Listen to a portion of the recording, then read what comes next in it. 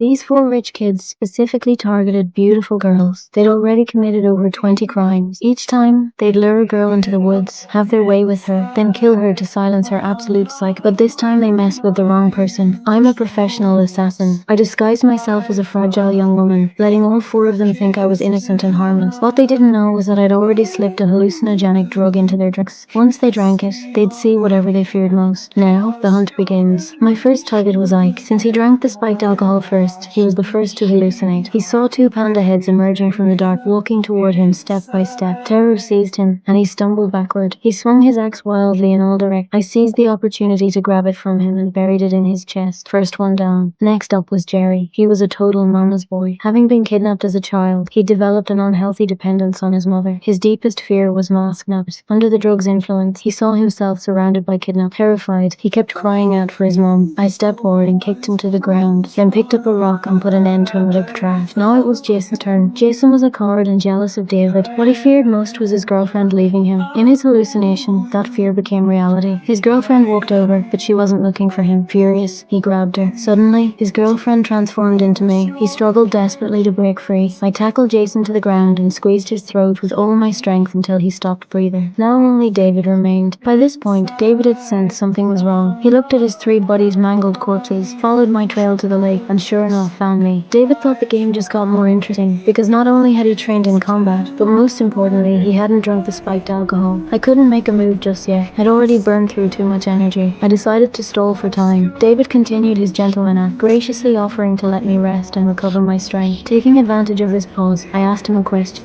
How many girls have you killed? 21, including you. The moment the words left my mouth, David's fist slammed into my face. He said that punch was for his dead brothers. I was forced to fight back, but having just taken down 3 guys, I was exhausted and clearly outmatched. I was quickly beaten down. At the critical moment, I remembered the finishing move my instructor had taught me. I circled behind David and locked my arm around his throat. My instructor said this technique could knock someone out in 20 seconds. Sure enough, David passed out. I pulled out the drugged alcohol and poured it down his throat. I didn't want this scumbag to die easily. I wanted him to die in fear. When David opened his eyes, he found himself hanging in the air. This arrogant piece of trash finally panicked. He begged frantically, hoping I'd spare him. But he'd forgotten those girls he'd murdered, begged him to spare them too. Yet he'd never shown mercy. I said to him, I only want one thing from you. Your life.